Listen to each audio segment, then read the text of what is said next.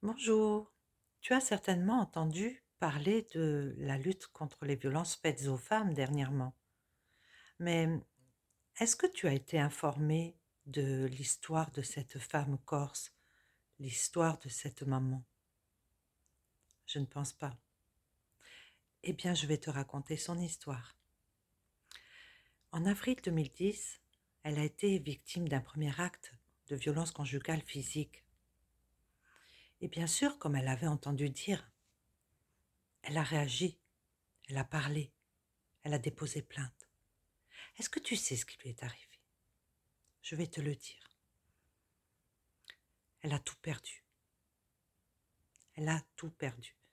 Son logement, son emploi qui était lié à la profession de l'auteur des violences. Elle a perdu tout ce qui était en lien avec son engagement associatif auprès des enfants en situation de handicap en tant que présidente d'association. Elle a tout perdu financièrement.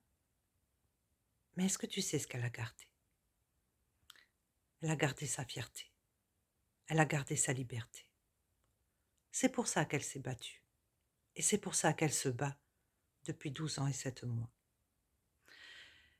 Alors son histoire, bien sûr, elle se fait dans des conditions parfois très difficiles.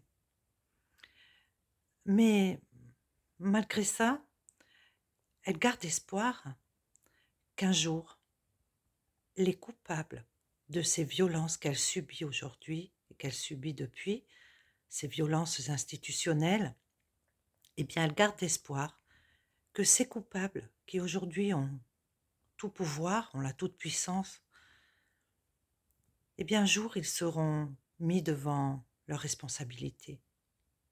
Un jour, ils devront, ils devront répondre de leurs actes. Et elle y croit. Et elle espère que cela arrivera.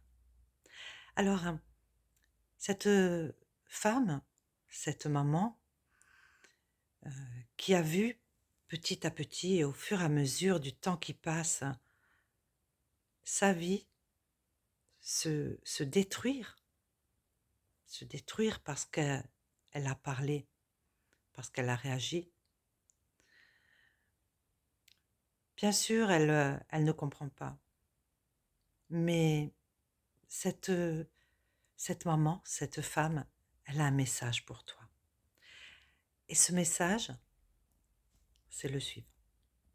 Ne laisse jamais personne te prendre ta vie.